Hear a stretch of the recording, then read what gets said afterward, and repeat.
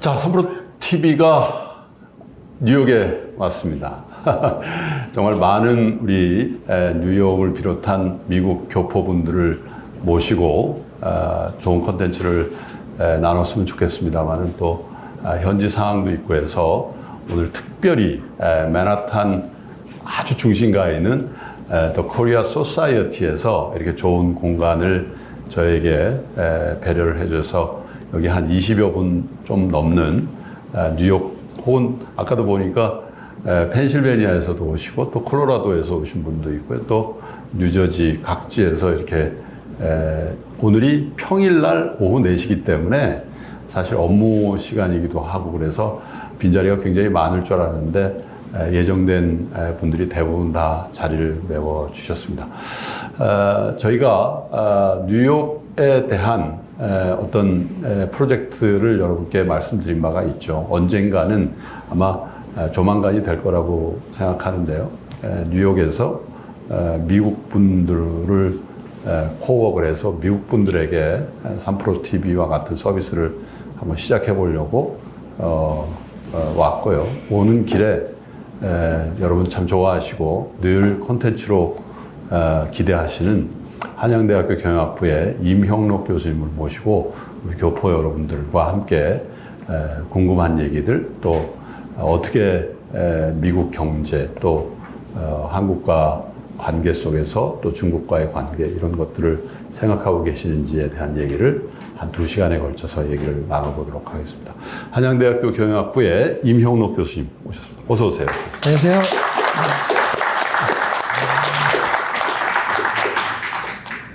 미국에 얼마 만에 오신 거세요? 미국 다시 온 게 한 7년 만에 다시 온 것 같습니다. 뉴욕은 이번에 처음이시라고? 예, 뉴욕은 이제 말로만 들어봤었는데 이제 오늘 처음 와봤고요. 굉장히 멋있네요. 아니, 근데 저하고 이제 JFK 공항에 내려서 이 택시를 타고 미드타운으로 들어오게 돼 있잖아요. 제가 옆에 이렇게 눈치를 봤거든요. 그랬더니 갑자기 이게 표정이 완전히 달라지고 그 다음날 아침에 센트럴 파크를 2시간 같이 걸었습니다. 근데 평상시에 죄송합니다.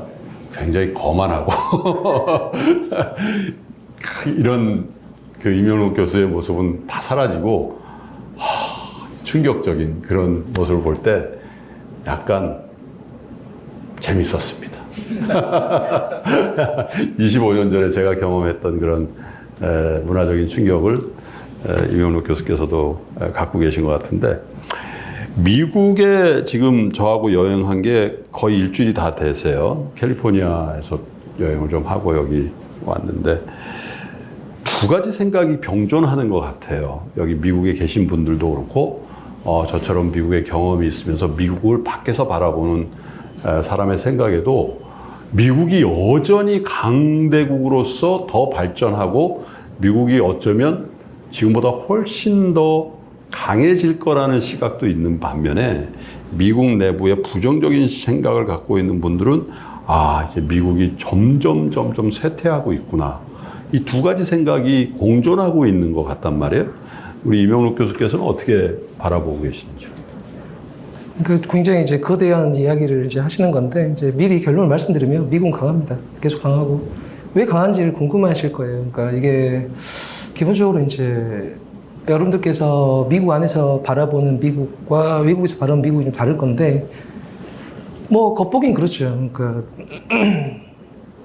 누구나 이제 예를 들어 김 소장님과 제가 미국에 나타났어요. 와 왔나보다 할 수 있잖아요. 근데 왜 그런가는 잘 모르는 거잖아요. 그렇죠? 세상 그렇게 돼 있어요. 그래서 이제 그 부분은 교과서에 나오지 않습니다. 교과서에 나올 일이면 세상 사람이 다 알게요. 그렇게 될 리는 없고 이제 차분히 훑어볼 필요가 있는데 그러니까 여러분들께서 인생을 살거나 교포로 살거나 한국 사람 살거나 어떤 존재로 살든 간에 세상을 자기 앞에 근시안적으로 바라보는 거는 필패입니다. 필패. 코앞에 절벽이 줄 수 있는 거예요. 사실 안개 거치면. 그래서 돌을 던져보는 사람이 그나마 낫겠죠. 좀 더 던진 사람은 야구를 던져보는 사람이 나은 거고 아니면 화이트를 쏘는 사람이 나은 거예요. 어디 맞으면 제 앞에 길이 있는 거니까. 그렇잖아요? 이제 그런 거를 이제 우리 앞에서는 코앞에 항상 절벽이 있을 수도 있고 이제 소위 말하는 과일밭이 있을 수도 있는 거고 이제 소장님과 이제 제가 이야기를 할 때 이제 바로 앞에 무엇이 있을 건가를 얘기할 거고 오늘도 제가 한 달 앞을 얘기할지 6개월을 1년을 말할지 그건 이제 제가 결정할 문제긴 해요. 그런데 지금 말씀하신 거는 앞으로 최소한 30년에서 50년짜리 물어보시는 거거든요. 그럼 결론이 무엇이냐? 결론은 미국은 강할 거예요. 근데 왜 강하냐에 대한 이유가 있어야 되기 때문에 제가 그 얘기를 말씀드려야 되고 저도 이제 미국에서 공부할 때가 있었기 때문에 여러분들 갖고 계신 마음도 알고 있고 그다음에 또 발전해야 할 부분 또 한계도 있을 수 있고 뭐 여러 가지의 많은 감정을 가지면서 이야기를 하는 것이고요. 적어도 이제 미국에 살면서 미국을 정확히 본다. 뭐 내가 사는 곳이니까 편하다 이런 느낌보다는 이제 양강 체제하에서 이제 미국이 바라보는 세상과 중국이 바라보는 세상이 어떻게 다른가. 이제 이 부분을 이해하려면은요. 기본적으로 이제 미국이 갖고 있었던 거가 있고 중국이 뺏을 게 있고 중국이 놓친 거를 수복해야 되거나 중국이 가진 거를 뺏기기도 하고 뭐 여러 가지가 복잡하게 있을 거 아니에요. 그러면은 여러분들이 첫 번째 간단하게 쉽게 말해서 그냥 미국 돈을 쓴다예요. 다 좋아요. 다 좋은데 갑자기 뭐 중동에서 뭐 중국이랑 친한다더라. 뭐 그런 얘기가 있잖아요. 그럼 잘 생각해봐요. 여러분 입장에서. 세상은 자기 중심으로 보는 게 아닙니다. 세상의 제 중심으로 볼 수 있는 거는 극강의 공력이 있을 때만 가능해요. 최강자의 권리입니다. 내 마음대로 해도 돼요. 최강자니까. 그렇지 않으면 상대방이 있고 내가 있고 배경이 있는 거예요. 실내인지 야외인지 바다인지 뭐 산인지 그 모든 걸 통찰할 수 있어야 되는 거거든요. 그리고 딱 찍는 거죠. 그리고 이렇게 된다라는 것이고 이제 그 얘기를 할 거예요. 할 건데 이제 기본적으로 여러분이 중동에서 최근에 뭐 미국의 힘이 약해졌니 이런 얘기 많이 들으셨을 거예요. 이게 무슨 얘기냐면은 원래 여러분께서 다 아시는 이제 페트로 달러 기능이라는 게 있어요. 이제 미국에서 사우디아라비아가 있었고 그다음 이란이 있었잖아요. 그럼 이란에서 혁명이 발생해서 왕이 쫓겨났습니다. 그게 원리주의자 혁명이에요. 중동에서 왜 이렇게 원리주의자가 강성이냐? 즉 보수적이고 이렇게 원리적으로 돌아가는 건 다 이유가 있어요. 언제 그러냐면요. 소위 정신승리라는 단어로 대표되는 것인데 최악의 상황일 때 보통 정신승리를 찾습니다. 그래서 여러분께서 아시는 이제 몽골의 이제 사우디아라비아죠. 그 당시에 이제 중동 쪽에 이제 침입을 하게 되고 그때 바그다드가 다 불타게 되고 그때 소위 말하는 도서관도 불타게 돼요. 그러면서 기독교인들은 살려뒀었죠. 그 당시에. 왜냐하면 1차 유럽 원정 했을 때 그 당시 많은 여성들을 데려갔고 거기서 소위 말하는 기독교인들이 많이 이제 침투가 되게 돼요. 그래서 예루살렘을 살려두게 되는 것이고 바그다드는 박살을 내게 되는 것이죠. 그 다음부터 소위 말하는 정승리가 됩니다. 우리가 말하는 송나라의 주작 이런 게 소위 말하는 몽골의 이제 걱정 때문에 정승리를 하게 되는 것이고 이런 원리로 돼 있어요. 그런데 이제 이렇게 있었던 중동에서 이란이 이제 왕실이 무너지게 거예요. 그리고 나서 이슬람 원리주의로 가게 되죠. 그럼 이제 사우디는 어떻게 될 거예요? 걱정이죠. 내가 무너지면. 마치 프랑스 혁명이 있으면 영국에서 난리 난 거랑 비슷한 거예요. 그러면서 이제 헨리 키신저라는 그 당시 국무장관이 가서 석유를 달러로 결제하게 되면 내가 우산을 펼쳐주겠다. 그러면서 소위 말하는 오페크에 이제 달러 결정이 발생하게 되잖아요. 자, 다 좋아요. 그럼 여러분 입장에서 내가 중국이에요. 그럼 이거를 이제 소위 말하는 돈과 돈 싸움을 했을 때 그럼 어떻게 할 건가 잘 생각해 보면은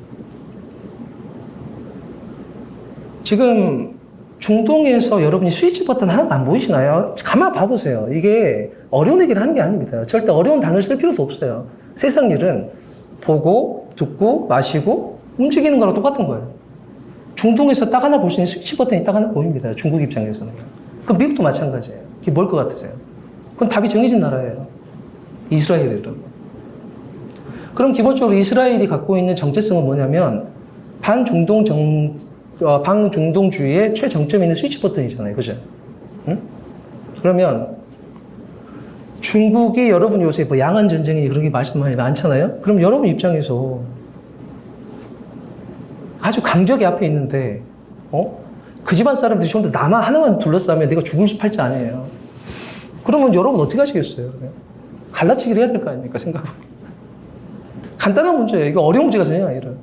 그러면 미국이라는 나라와 내가 맞서야 돼요. 예를 들어 맞선다고 합시다. 대만에서. 최악의 경우는 여기에 모든 게 올인되는 게 나한테 최악 내가 죽을 수잖아요. 그럼 여론 같으면 어떤 식으로 펼치겠어요? 입장 바꿔봐. 우리 대장이면. 모든 게 이쪽으로 오면 안 되잖아요. 그럼 갈라야 될 거 아닙니까? 쉽게 갈리겠네요, 그러면. 근데 갈리려면 틈이 있어야 갈라질 거 아니에요. 틈이 있어야 뭐 드라이브를 넣을 거 아닙니까? 그 틈의 기회를 놓치지 않고 들어갈 수 있으면 머리가 좋은 거죠. 그 틈이 뭐냐면은 소위 말하는 쉘가스라는 거예요. 소위 말하는 이제 오바마 때부터 시작해서 이제 쉘가스가 각광을 받게 되면서 이제 중동 쪽에서 이제 손을 좀 뗄 수 있는 여유가 생기는 상황이 되는 거잖아요. 그죠? 그 상황에서 사우디와 미국 간은 굉장히 마찰이 생깁니다. 석유가 떨어지면 남은 손해잖아요. 그랬었다고요. 그래서 아람코라도 상장하고 싶었어. 미국에. 미국 싫다잖아요. 그럼 난 어떡하라. 그래서 석유 위에 시대를 하려면 뭐라도 해봐야겠다. 그래서 이제 소위 말하는 뭐 리사드라는 것도 만드는 거고, 그 다음에 이제 네옴 시대라는 것도 계획을 하는 것이고요. 그 와중에 소위 말하는 까시쿠치 암살 사건이 발생했던 거예요. 그럼 까시쿠치 암살 사건이 발생하게 되면은 기본적으로 이제 이게 하나의 균열점이 되는 거죠. 왜냐하면 바이든 행정부에서 했던 거는 바로 왕세자 한 것 같다고 대놓고 말을 했었거든요. 그럼 이게 머리 좋은 사람한테 기회가 되는 거지. 역전할 수 있는 기회잖아요. 그러면 이거를 끌어안으면 저건 내 친구니까 내 거가 되는 거잖아요. 똑같은 거예요. 그러고 보면 이제 까시쿠치 암살 사건 이후로 미국의 이제 전체적인 스탠스 자체는 이제 사우디와의 거리가 좀 멀어진 상황이 되는 거고, 내가 중국이라면 그 틈으로 들어가게 되면 이스라엘과의 대결 관계를 만들 수가 있는 거고, 그럼 중동 전체를 하나로 아우려면은 사우디랑 친하면 되는 거겠죠. 그러면 이란은 기본적으로 이제 러시아가 이제 백업을 하는 관계고, 근데 러시아가 힘이 빠져 있다면 내가 들어가면 될 일 아닙니까? 여기 석유 사주고. 그럼 사우디하고 이스라엘, 그러니까 이란을 묶게 되면 기본적으로 이제 이스라엘과의 대립 관계 형성이 되는 거고, 만에 하나 이스라엘이 핵 개발 이런 문제로 실제 미사일 폭격을 하거나 이런 말이 발생하게 되면은 개인적으로는 미국이 이제 이스라엘을 붙게 될 거 아니에요. 그럼 이런 구조에서는 중국 입장에서는 이쪽이 내 편이 될 수가 있는 거잖아요. 자, 그러면 육함대를 뺄 수 있냐는 거예요, 대서양에서. 이 얘기가 좀 복잡하게 넘어가기 시작해요. 어려운 얘기 전혀 아니에요. 듣고 보면 쉬운 겁니다. 아주 생각하면 어렵겠지만. 그럼 육함대, 기본적으로 생각해 보세요. 중국에서는 원래 천하 삼분지 대계라는 게 그냥 나오는 게 아니고, 초안지. 그러니까 초나라는 어디냐면 여러분 생각하시는 양쯔강 그 근처예요. 이게 본격적으로 개발된 거는 이제 남송 시대, 북송이 망하고, 그죠? 그래서 몽골이 커면서 남송으로 소위 말 항저우가 그때 개발이 되고, 여기 쌀농사가 무지무지하게 커져요. 네, 그랬던 시절이고. 이제 초안지에서 소위 말하는 항우가 필패가 됐던 건 뭐냐면, 팽오리라는 이제 적의 적이죠. 적이니까 내 친구는 아니죠. 적의 친구죠. 자꾸 뒤에 곡식을 교란시키는 거예요. 여러분이 간단히 생각해 보는 거 아니에요. 비 오면 썩고, 이송하다가 훔치면 배고프고, 막 이런 거예요. 그래서 팽오리한테 교란을 당하면서 항우는 이제 망하게 되는 상황이 되는 것이고, 그 이후에 이제 소위 말 북벌을 한 게 우리가 말하는 천하대장군이라는 한신이라는 사람이에요. 그래서 소위 말하는 산둥반도 붙어 있는 그 조나라 쪽은 본인이 잡고, 그 다음에 우리가 말하는 진시황릉 있는 거 있죠. 그게 어디냐면 시안. 이쪽이 관중평화라고 그래서 아래, 그러니까 산맥으로 딱 돼 있어요. 사막으로 막혀 있고. 여기 입구만 딱 막으면 천하의 요새가 돼요. 그래서 여기서 소위 말하는 이제 진시황제가 힘을 이제 가질 수가 있었던 것이고, 여기는 이제 원래 둘 다 고향에 갔습니다. 항우하고 저기 누구죠? 유방이라. 그래서 유방이 이쪽을 이제 원래 얘기를 좀 복잡하면 총나라 쪽으로 가서 있다가 들어오게 돼요. 항우는 고향으로 들어오게 되고, 비단 옷을 입고 밤에 걸어가는데 아무도 모르면 슬픈 일이다. 그래서 자기 고향으로 돌아갑니다. 돌아가고 이 빈자리를 누가 가져가면 유방이 잡게 돼요. 그리고 한신 그때 이름이 괴철인가 될 거예요. 그래서 북쪽은 본인이 잡고 서쪽은 유방이 잡고 남쪽은 항우가 잡아서 천하를 세 개로 쪼개면 만족하지 않느냐 이거예요. 그러니까 제갈공명이 원조가 아니라 그 사람이 원조라고요. 그래서 중국 사람들 같은 경우는 기본적으로 여러분 생각하실 게 뭐냐면, 중국 사람들은 어떻게 생각하냐고요? 쉬워요. 그게 루이 14세가 말하는 자연경계라는 겁니다. 자연경계. 맨하탄도 자연경계가 되어 있잖아요. 바다로. 똑같아요. 중국은 땅을 보시면 평평합니다. 평평한 곳이라는 건 무슨 말이냐면 큰 땅에 황하하고 양쯔강밖에 없어요. 진군이에요. 키이우에서 모스크바까지 땅으로 쭉 갈 수 있다고요. 이건 아주 안 좋은 겁니다. 러시아 입장에서. 자연 경계가 필요해. 그러니까 카카스 상백까지 밀어야 돼요. 그 조지하고 체체는 독립하면 안 되거든요. 여기 산맥에서 막아줘야 된다고. 그 다음 카르카스 산맥 있죠. 여기까지 쭉 뻗어줘야 된다고요. 그런데 모스크바, 키우, 곧바로 코앞에 있는데 여기다가 미사일 둘렀으면 어떻게 돼요? 나토에서. 안 되지. 그러니까 밀려고 하는 거예요. 중국이 딱 그래 생겼다고요. 그래서 중국은 통일되어 있는 게 균형이라는 거예요. 평평한 땅이라서. 이런 중국이에요. 이런 중국 사람들이 세계를 보는 겁니다, 이제. 일단 이스라엘은 미국 쪽으로 붙게 하고 나머지는 내 쪽으로 붙는 게 나중에 분열시킬 때 아주 유리한 거예요. 안 그러면 나한테 다 두드러 팰 거니까요. 그러면 이제 천하를 나눠볼 건데, 먼저 여러분이 아시는 그 하와이를 중심으로 서쪽은 7함대가 잡아요. 그러고 나서 대서양에 유감대가 있습니다. 그럼 유감대가 어디로 들어오냐면 수에즈 운하로 들어오게 되면 여기가 홍해로 들어와요. 그래서 홍해에서 살짝 꺾으면 거기 아덴만이에요. 아덴만의 바로 코앞에 지부티가 있어요. 거기 중국군도 있고 미군도 있고 일본군도 있어요. 우리나라 군인은 없고. 거기 반대로 나가면 에티오피아가 있고 여러분들이 가장 좋아하는 모카 커피 있죠. 그게 바로 AMN의 모카 항구예요. 모카에서 집사내갖고 싹 뿌렸던 거거든요. 동로만 무너지고 아라비아가 크게 사산적 페르시아 무너지고 아라비아가 커지면서 이제 외쪽으로 길이 들어왔던 게 소위 말하는 제타 항구가 돼요. 사우디아라비아에. 그래서 홍해길이 펴지거든요. 자, 그래서 중국 입장에서는 6함대가 지원하는 걸 막아야겠죠. 생각해보세요. 지도를 잠깐 봐보라고요. 어려운 얘기 전혀 하는 게 아니라. 그리고 밑으로 내려오려면 어떻게 하겠어요? 여러분 여기서 어디 막고 싶죠, 여기를. 그러니까 인도양을 1구역으로 막아야 돼요. 무슨 말이야? 배가 필요하다고. 배.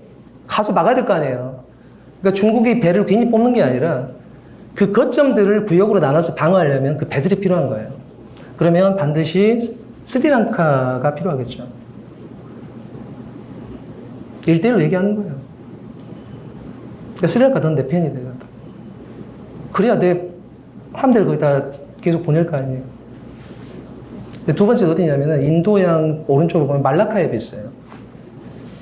제가 개인적으로 존경하는 그 김승진 선장님이라고 계시거든요. 요트로 무기착 세계 일주한 최초의 한국인. 이제 그분도 이제 말라카협을 넘어가게 됐는데 말라카협의 끝단에 싱가포르가 있어요. 싱가포르는 미국의 친구죠. 여기 물동량이 전부 다 소위 말하는 그 필리핀의 서쪽, 말레이시아의 북쪽, 그 다음에 베트남의 동쪽. 이제 여기를 통해 갖고 대만해협 삭송해서 한국과 일본으로 원유가 수송되는 거예요. 그러면 기본적으로 인도양 쪽에서 1차 제어를 해서 6함대를 못 오게 막아야 되고 중국 입장에서는 그리고 이제 말라카협을 통과하는 부분에서 이쪽 소위 말하는 스카보로 암초부터 시작해서 우리가 말하는 갑자기 사사군도라고 해요. 사사군도. 그죠? 사사군도로 가는 거. 여기 지역을 막아줘야 돼요. 그렇기 때문에 중국은 사사군도를 내 걸로 만들어야 된다고. 그래야 한국이나 일본 유조선이 소위 말하는 필리핀 동쪽으로 바짝 붙어서 다녀야 되거든요. 왜냐, 이게 내 바다니까. 그게 남의 구단선이라는 거예요. 그리고 나는 어떻게 하냐고요? 쉽죠. 그래서 크라 운하를 파가지고 이쪽으로 중국까지 살짝 밀어 빼겠다는 거예요. 싱가포르를 고립시키고 우회시키는 게 작전이라고요. 그러니까 미국은 택돔 소리 하지 말라고. 그래서 자유의 항행으로 가로지르는 거예요, 거기를. 그러니까 여기가 2구역이라고 생각하시면 돼요. 그리고 앞에 대만 해협이 3구역이 됩니다. 3구역. 그러니까 중국이 바라보는 세계관은 그렇게 돼 있을 거예요. 그러면 중국 입장에서 제일 두려운 게 뭐냐면요. 중국이 왜 이렇게 대만을 밀어내려고 하는 거냐면은 입장을 바꿔 생각해 보세요. 여러분이 중국 내륙 도시가 발전했을 것 같아요. 소위 말하는 해안 도시가 발전했을 것 같아요. 여러분이 아는 도시는 다 해안 도시예요. 바꿔 말하면은 해안 도시가 있기 때문에 제일 답답한 거라고 중국 입장에서는. 제일 먼저 압박을 받으니까. 해안 도시가 타격을 당하면 중국 경제에 거의 7할이 무너지거든요. 그럼 어떻게 하겠어요? 적을 끌어들여야 되나요? 아니면 밀어내야 되나요? 밀어내야 된다고. 밀어내야 된다니까, 무조건. 그래서 자기들이 만든 게 섬이 연결된 선이라는 도련선 개념이 있어요. 제1도련선이 소위 말하는 대만부터 시작해서 오키나와까지 연결되는 1도련선이 있어요. 마리아나 해협까지인가? 그리고 이 도련선이 그 밖에 쪽에 필리핀 쪽이에요. 3도련선이 뭐냐면 하와이를 중심으로 반으로 나누자, 미국이랑. 그러니까 본인 입장에서 1도련선에서 밀어내서 이 1도련선을 내가 확보를 해야 해안 도시가 안전한 거예요. 바꿔 말하면 미국은 해안 도시를 압박해 줘야 제일 부담이 될 거 아니에요. 그러려면 7함대만 상대를 하는 게 좋아요. 네. 유감대가 곧바로 들어올 거니까. 그러려면 반드시 홍해에서 막아줘야 되거든요. 그럼 배가 겁나 필요하겠죠. 그러니까 그 항구가 필요한 거예요. 그리고 지부티에 중국군도 넣어야 되고. 그리고 사사군도에서 여기서 막아버리면 필리핀 바깥쪽으로 한국과 일본 유조선이 돌아가야 됩니다. 원가 부담이 겁나게 커져요. 그러니까 여러분이 괜히 요새 중동에서 중동을 친하고 이런 게 아니라 세상은 결과만 놓고 보면은 뭐 이상하지만 밥 먹는 거랑 비슷한 거예요, 세상은. 다 이유 없는 결과는 없어요. 여러분 왜 여기 계신가요? 다 이유가 있겠죠, 저는. 근데 있는 것만 갖고 얘기하면 안 되는 거예요. 그래서 그런 시각으로 세상을 좀 봐야 되는 거예요. 자, 그래서 여러분들 입장에서는 미국이 힘이 빠지면서 뭐 중동도 그렇고 중국이 올라간다는 게 아니라 미국이 셰일가스를 놓고 중동 쪽에서 멀어지는 쪽에 중국이 자연스럽게 파고드는 것이고 거기 스위치 버튼이 이스라엘에 있다고 생각하시는 게 좋아요. 이거는 보험입니다. 보험. 하겠다는 게 아니라. 만에 하나 실제 3구역인 대만 쪽에서 문제가 발생할 경우에는 기본적으로 1구역 쪽에서 접근을 막아줘야 되거든요. 안 되면 2구역에서 몸으로 버텨야 된다고요. 그러니까 이거는 작전 계획이라고 보시면 될 것 같아요. 그래서 어찌됐든 일도련선을 확보해서 해안가 도시를 다 보호하고 그리고 이제 미국을 소위 말하는 광까지 밀어내는 이런 그 전략을 쓰고 있다고 생각하시면 괜찮을 것 같아요. 그래서 여러분께서 뭐 미국이 무너지고 막 그런 게 아니라 치열한 이제 소위 말하는 이제 여러분께서 좀 고민할 게 뭐냐면은 제가 뭐 어떻게 보면 되게 이상해 보일 수도 있겠으나 집에 와서 가만히 생각해 보시면 제 말이 지도 벗고 봐보세요, 실제. 한국에서는 전략사라고 할 만한 책이 제가 여러 번 말하지만 홍길동전 빼놓고는 없습니다. 율도국 딱 하나밖에 없어요. 제가 아는 거는 심청전 빼놓고는 없어요. 전부 다 홍길동전 하나거든요. 근데 여러분이 아시는 손자공법, 오가공법 전부 다 중국 사람이 쓴 겁니다. 그래서 한국 사람들은 솔직하게라는 단어를 많이 쓰는데 솔직하게 말하면 죽어요. 왜 솔직해요? 솔직 안 해야지. 상대방은 솔직하고 난 솔직 안 해야지. 그래야 내가 패를 갖고 놀 거 아니에요. 근데 왜 솔직하게 내 말 합니까? 그거는 절대 해서는 안 되는 행동이고요. 미국도 그렇고 한국도 똑같은 거예요. 그래서 중국의 입장에서는 여러분들께서 절대 중국은 사막과 가까운 적도 있다는 걸 잊으시면 안 돼요. 신장 이후로도 사막입니다. 우리나라 사막 본 적 없죠. 제가 모래가 많은 곳을 알아요. 유치원 놀이터 그것밖에 없어요. 한국의 도시에서는. 그러니까 중국 사람들은 정화의 대원정으로 소위 말하는 아프리카 동북까지 다 가봤고 그 다음에 서역 교육도 다 해봤다는 사람들이에요. 그래서 세상이 넓은 줄도 알고 있고 그래서 이제 패권다툼이라고 했을 때 소위 말하는 영역의 표시 이 부분에 있어서 어떻게 할 것이냐 이제 이런 부분이 남아있는 것이고요. 그래서 지금 중국이 올라오고 있는 건 맞죠. 근데 미국이 요구하는 건 이거예요. 여러분 착각하시면 안 됩니다. 그 중국이 전 세계에 해준 가장 큰 기여도는 뭐냐면 최강의 인플레이션을 수출해 준 거였어요. 지난 30년 동안.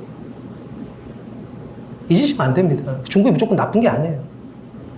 중국이 인플레이션을 가장 싸게 수출해준 덕분에 우리가 낮은 물가에 괜찮은 성장을 가져왔던 것이죠. 반대로 중국이 높은 물가를 수출하게 되면 우리가 다 힘들어져요, 당연히. 자, 그렇다면 여기서 들어갈 게 뭐냐면 미국 경제는 어떻게 구성되어 있느냐. 여러분이 지금 미국에 계시니까 어떻게 하시면 되냐면 그냥 먹고 노시면 됩니다. 간단하게 말하면. 왜냐하면 미국 경제의 3분의 2는 소비로 이루어졌어요. 여러분이 저축을 하잖아요. 아주 안 좋은 현상이에요. 여러분이 저축을 하게 되면 이 돈이 밖에 안 나옵니다. 왜냐하면 여러분이 갖고 있는 달러가 외국 사람도 논았어야 되거든요. 그러니까 여러분이 저축을 많이 해버리면은 논았을 돈이 모자란다고 전 세계. 그럼 사람들이 힘들어할 거 아니에요. 그럼 돈이 모자란 상태가 되니까. 그죠? 그럼 거래가 안 일어나겠죠. 거래가 없으면 돈을 못 벌잖아요. 돈을 못 벌면 다들 가난해지겠죠. 그걸 바로 디플레이션이라고 해요. 돈만 비싸지는 현상. 그럼 누군가 돈을 넣어주면 좋겠죠. 누가 더 줄 거냐고. 그렇죠. 그게 이제 이 하나가 확장해 가는 이런 상황이라고 보시면 될 것 같고, 여기에서 이제 소위 말하는 미국이 원하는 세상을 조금 이해하실 필요가 있는데, 저도 이제 한국 사람이지만 계속 한국 얘기를 안 하고 미국 얘기를 해서 좀 민망하긴 한데, 미국이라는 그 하늘의 태양을 이해하지 못하고 지구의 생태계를 말할 수는 없잖아요. 계속. 그래서 그러는 것 뿐이에요. 물론 제가 미국, 중국이 지구를 모른다는 얘기가 아니라 시간이 없어서 못할 뿐이고. 그래서 그 미국이 원하는 건 기본적으로 중국한테 오가는 거는 기술 중진국 하라는 거예요. 기술 선진국 하지 말라는 거예요. 중진국. 딱 거기까지. 즉 물량으로 뽑아내는 역할만 하라는 거죠. 그래서 물가를 담당하는 거예요. 그러니까 소위 말하는 소비재. 여러분의 옷걸이, 비누, 옷 이런 거예요. 이거 하라는 거예요. 이거. 이걸 하라는 것이고 이제 여기서 이제 더 올라가게 되면 얘기가 굉장히 복잡해집니다. 그러니까 미국이 지금 걱정하는 건 어떤 거냐면 4차 혁명을 제가 잠깐 말씀드리면 4차 산업혁명의 본질, 항상 본질에 중심해야 돼요. 아름다운 장식은요, 밤이 되면 아무도 필요 없는 겁니다. 본질만 남아요. 뼈다구는 안 변하니까.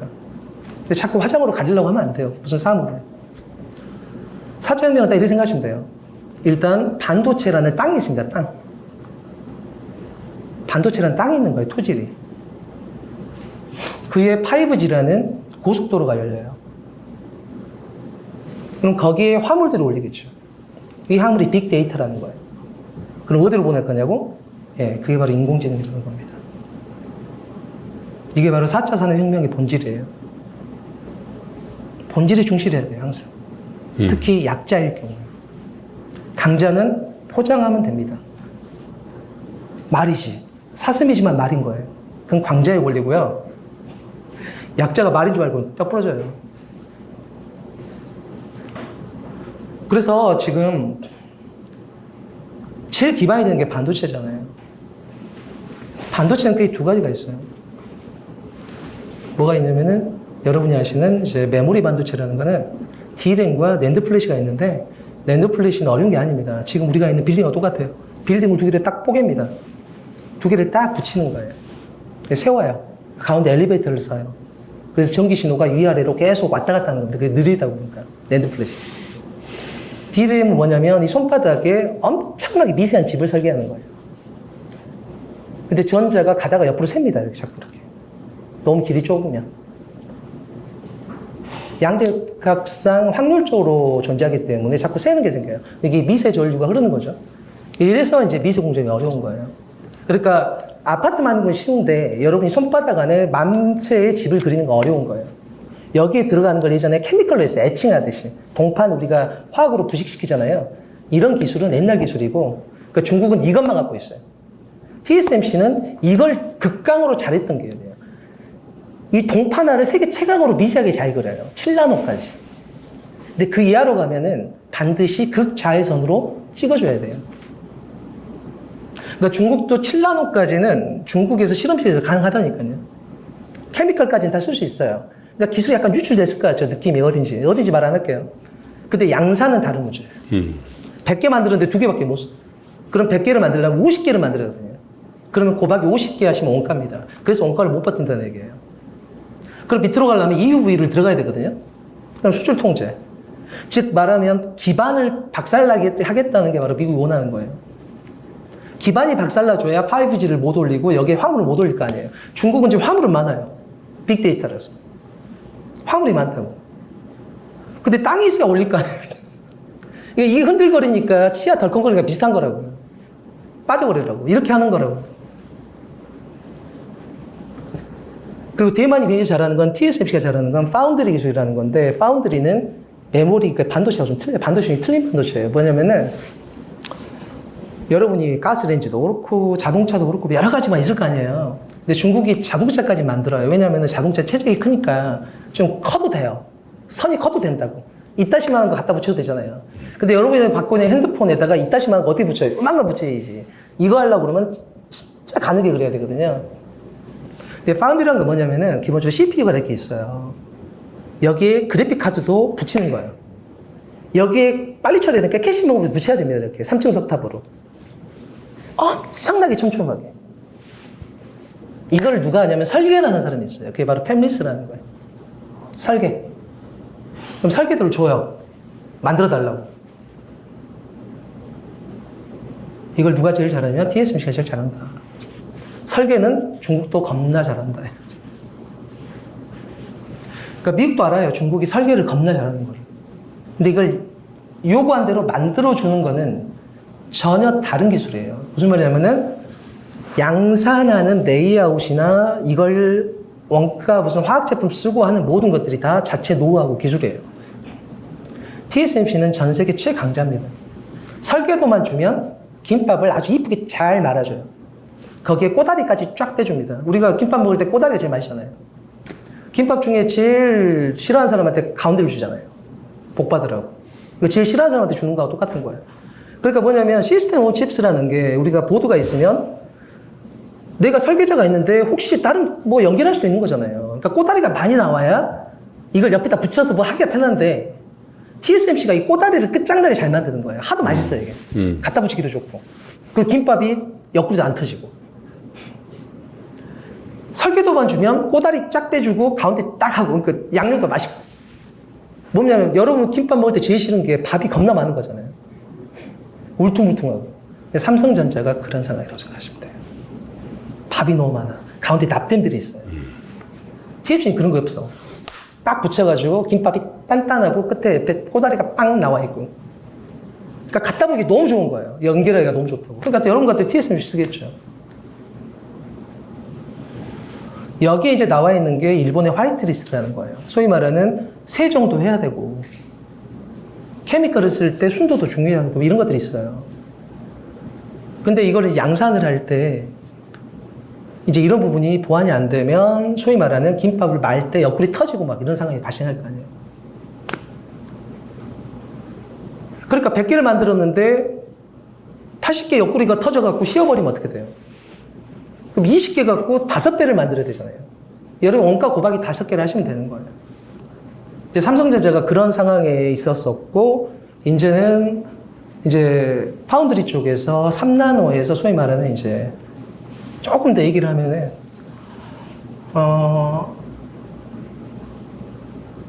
이쪽에서 소위 말하는 GA라는 거는 이렇게 예전에 뭐 인기가 진짜 베이비 원모 타임 하는 것처럼 이렇게 이렇게 붙이는 게 아니라 이렇게 꽂는 기술이에요. 이렇게 접지가 3개가 잘 되게. 그래야 잘 통하고 할 거 아니에요. 열 발산도 좋고 이렇게. 이제 이런 기술로 3나노에 도전하고 있는 거고, 여기에 이제 중국이 치고 오는 부분이 어디냐면 소위 말하는 이제 인공지능이나 이쪽에서 필요된 이제 HBM이라는 게 있어요. 그냥 나오는 게 아니라 그게 뭐냐면은 여러분이 이제 그 미국에서 봤을 때 미운 오리 새끼가 2마리가 있습니다. 그게 마이크론하고 인텔이라는 것이에요. 마이크론은 메모리 쪽을 하는데 겁나 못해요. 왜 그러냐면 여러분이 기본적으로 생각하실 게 뭐냐면 메모리나 파운드리나 어떤 특성을 갖고 있냐면요.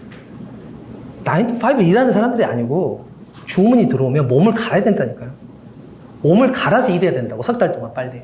그래야 납기를 마치고 다음 스케줄로 넘어가야 된다고. 그러니까 몸을 갈 수가 없는 나라는 일을 못 하겠지 당연히. 몸을 갈아야지 일을 하는데 지금. 그러니까 메모리나 파운드리는 하라고 해서 되는 게 아니라 몸을 갈 수 있는 준비가 돼 있어야 됩니다. 몸을 갈려버리겠다고 그렇게. 그래야 빨리빨리 그 다음 스케줄 딱 넘어갈 수가 있어요. 그러니까 대만이나 한국은 몸을 갈 엔지니어가 겁나 많은 거죠. 제가 항상 엔지니어들을 위해서 많은 얘기를 하는데 엔지니어들은 정말 국가의 재산이고 중요한 분들이에요. 진짜 대우를 잘해줘야 됩니다. 그래서 지금도 많은 엔지니어들이 고생을 하고 있을 때고, 그래서 이제 이 인공지능 쪽으로 넘어가게 되면 여러분이 생각한 것보다 뭐 간단히 말하면 이런 거예요. 그러니까 미국이니까 이제 빅테크 쪽에 가까우니까 좀 얘기를 좀 해보면은 여러분이 그 당시에 코인 같은 게 유명한 게 뭐냐면은 다른 게 아니에요. 원자라는 게 뭐냐면 우리가 그 은행 송금할 때는 서로 은행끼리 서로 딱 대비하고 맞으면 넘어가는 거예요. 끝이에요. 근데 이게 코인이라는 거는 어떤 거래가 발생하면 다 공개시키는 겁니다. 거래 기록이. 그러니까 한 명이 하나만큼 위조를 할 수가 없어요. 그러니까 그게 투명하고 모든 사람이 공개된 데이터이기 때문에 이제 안전하다는 얘기거든요. 모두가 알고 있는 범위는 결코 살해당하지 않는 거예요. 이제 그런 건데, 기본적으로 여러분이 아시는 메타버스라는 게 어떤 개념으로, 결국 나중에 한 번 더 올 거라고 생각은 해요. 메타버스가 뭐냐면, 여러분이 예를 들어, LA에 있는, 한국에 있는 친구랑 내가 만나고 싶은데 만날 수가 없잖아요. 그럼 이걸 쓰는 겁니다. 기본적으로. 이거 딱 쓰세요. 쓰고 난 다음에, 내 집에 초대를 했어. 내 집이 근데 초가집이야. 집이 들어왔더니 막 썰렁하고. 그런 사람이 있고, 어떤 사람은 집을 초대했는데, 다빈치 그림이 걸려있고, 페라리 모형 같은 게 걸려있어요. 그 집에 가도. 메타버스에서. 그러면 이거를 갖다 장식하려면 공짜로 해주겠냐, 그 말이에요. 여러분이 루브르 박물관이면은 픽셀 정확히 120개 만들 거고, 경매에 붙여서 하나에 100만 불씩 팔겠죠. 근데 이걸 집에 VR 쓰고 갔더니 있는 거예요, 그 집에는. 그럼 이 집은 어떤 거예요? 겁나 부잣집이라는 소리잖아요. 그렇게 된다고요. 내가 삼성전자인데, 삼성전자 본관에 들어갔는데 허름해. 이거랑. 온갖 것들이 장식되어 있으면 여기 꽤 나가나 보다 이런 생각을 할 거 아니에요. 이런 사이버 세상이 이제 열리게 된다는 것이고, 그거를 하려고 그러면 엄청난 연산과 더불어서 엄청난 메모리가 필요해요. 저장하고 막 처리해주고 전부 다 해줘야 되니까요. 여기에 필요한 게 소위 말하는 마이크론이 제일 먼저 시작했던 이제 3D 방식이라는 거예요. 뭐 CPU가 이렇게 있으면 GPU 여기 있고 캐시를 위에다 3층 쌓는 거죠. 근데 덜컹거려요. 이거 계속 덜컹거려. 신호가 안 나가고. 이런 상태예요. 그래서 하다가 포기했어요. 그래서 이제 우리나라 SK하이닉스나 엑스하이닉스 제일 잘하는 건데, 소위 말하는 이제 D램은 옆에다 동서남북으로 쌓는 거고, 이제 CPU하고 GPU만 올리고, 그래서 2.5로 이제 이렇게 포장을 하는 기술이에요. 이게 HBM인데, 이거 같은 경우는 나중에 인공지능을 할 때는 소위 말하는 D램을 겁나 갖다 서 순식간에 저장하고 막 해줘야 되거든요. 데이터가 0101로 움직이잖아요. 근데 그게 소위 말하는 이제 그래픽도 엄청 발전하게 되고 메타버스에 세관으로 들어가게 되면 이게 이제 굉장히 커지는 거예요. 특히 양자 역학 같은 경우는 뭐 간단히 말하면 이런 겁니다. 그러니까 이게 양자가 두 개 붙어 있는데 쌍으로 붙어 있어요. 얘를 그런데 뭐 10억 년, 만년 킬로미터까지 쫙 밀려도 얘의 성질이 변하면 얘도 똑같이 성질이 바뀌는 거예요. 신기하죠? 이게 홀로그램이라는 우주 홀로그램 그런 말이에요, 전부 다. 그러니까 이게 확률이 30%로 0일 수도 있고 7% 1일 수도 있는 거예요. 근데 얘가 아무리 거리가 떨어져도 얘가 1이 되는 순간 얘도 1이 되는 거예요. 그러면 이제 처리할 수 있는 비트가 엄청 늘어나겠죠. 그럼 뭐예요? 저장할 기술이 없는데. 그 저장을 하려고 그러면 HBM 필요하다는 거예요. 근데 문제야 마이크론은 3증석 탑을 쌓다가 다 무너진 거예요. 안 돼. 근데 이거를 2.5층 석탑으로 만드는 애들이 있어요. 잘하는 사람들이. 그게 뭐냐면 SK하이닉스하고 삼성전자가 잘하는 거거든요. 이제 이게 필요한 거예요. 그러니까 마이크론한테 이제 가르쳐 주려고 그러겠죠. 그러나 거듭 말하지만 기술이 한만 좋아도 몸을 갈아야 된다. 이쪽 섹터는. 미국 엔지니어가 몸을 갈 준비가 돼 있느냐. 글쎄요. 제가 보기엔 없을 것 같은데요. 이제 이런 식으로 돼 있고, 또 하나 이제 파운드리는 이제 TSMC가 제일 잘하는 거라고 그러죠. 여러분 이렇게 생각하시면 돼요. 집에 가서, 아니 뭐 내일 그 등산 가야 되니까 뭐 등산 가방 좀 챙겨달라고. 이게 바로 팹리스가 말한 겁니다. 등산 가방 챙겨달라고. 필요한 거, 옷가지, 초콜릿, 오이. 뭐 이런 거 말하는 거예요. 근데 엄마가 거기다가 막 오이를 30개 집어넣고, 옷가지를 방한복, 왜 추울까봐. 혹시나 자식 추울까봐 방한복까지 넣어버리면 어떻게 되겠어요? 올라가다 죽을까 너무 힘드니까 그럴 거 아니에요. 그러니까 이거를 안성맞춤으로 정확히 등산용 가방을 싸줘야겠죠. 이걸 제일 잘한 게 TSMC다 라고 생각하시면 돼요. 근데 인텔은 옷을 싸라 그러면 여기다가 막 솜털 넣고 그러는 거예요. 막 가서 막 면을 짜가지고 옷을 만들겠다는 거예요. 이런 식으로 하니까 잘 안 되잖아요. 그게 나온 게 여러분 그냥 칩세트라고 생각하시면 돼요. 그래서 중국에는 더 이상 기계 설비 넣지 마라, 10년 동안. 나오란 소리예요, 바꿔놔라. 나오라고. 그러나 애플이 거기 걸려있잖아요. 그러니까 적당히 또 애플의 원가는 살려줘야 되거든요. 그러니까 적당히 또 봐줘요. 그럼 우리 뭐냐고요? 그렇지. 그게 약자라는 겁니다. 게임의 룰은 강자가 정하는 거라고. 그래서 우리나라 이제 반도체 기업들이 이제 정말 열심히 해야 되고 어려운 부분들이 있는 것이고요. 그래서 이제 TSMC 같은 경우는 대놓고 하는 말이 이거잖아요. 양안 전쟁이 발생하면 TSMC 공장을 폭격해버리겠다. 기술 넘어가는 걸 막겠다는 거죠. 근데 알게 모르게 TSMC 기술이 중국에 넘어가고 있는 상황일 거예요. 왜냐하면 사람은 움직일 수 있으니까요. 그리고 이제 이 TSMC한테도 똑같이 이제 미국의 파운드리 공장을 만들라고 하겠죠. 왜냐하면 엑스팔로 다 보고하라고 그랬잖아요. 케미칼을 보관하는 게 무슨 말이냐면은 여러분 집에 있는 옷의 구성을 다 보관하는 것 같아요. 여러분의 옷이 대부분 집이 드레스로 돼 있어. 혹은 어떤 분 다 등산복이에요. 그럼 이 사람 성향은 뭐겠어요? 이 사람 항상 등산 좋아하는 사람이니까 이 사람한테는 등산으로 얘기해야지. 이 답이 나오잖아요. 옷장을 다 열하는 거라고. 그러면 착하면 착으로 다 하는 거예요. 고수들은. 그런데 이제 인텔한테 넘겼을 때 인텔이 잘하느냐. 똑같은 문제예요. 인텔은 과연 엔지니어들을 가를 수 있느냐. 이 문제는 또 다른 문제. 이렇게 몸을 갈게 하려면 돈을 겁나게 줘야 돼요. 근데 우리가 지금 월스트리트 있잖아요. 여러분 같은 몸을 갈겠어요? 나 같으면 금융가를 가지. 내가 왜 올거에 내가 파운드리 생산을 하고 있어요. 생각 몸을 갈아가지고.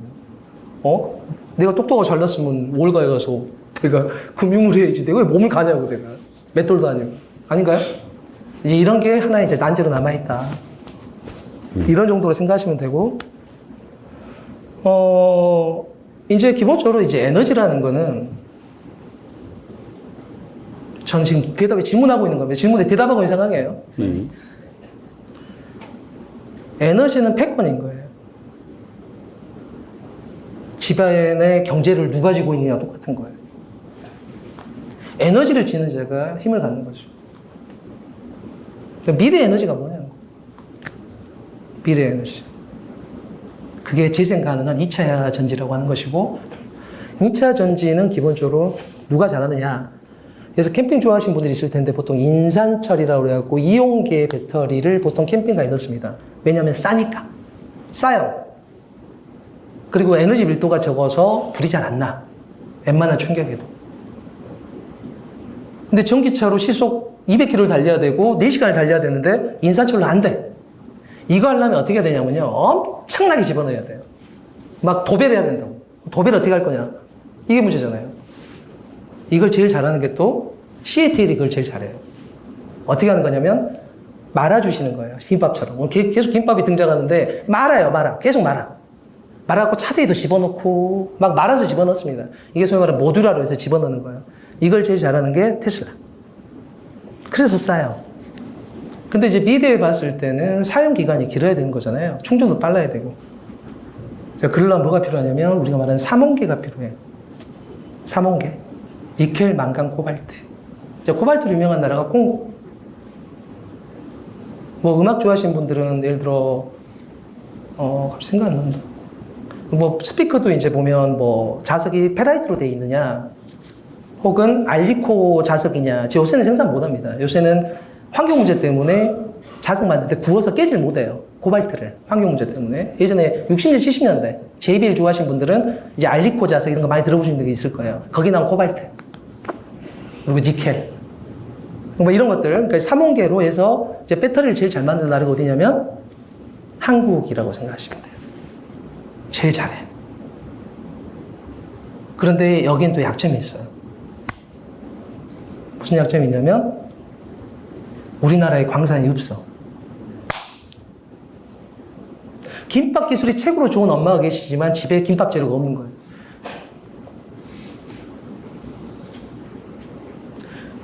밖에 사야겠죠, 김밥 재료를.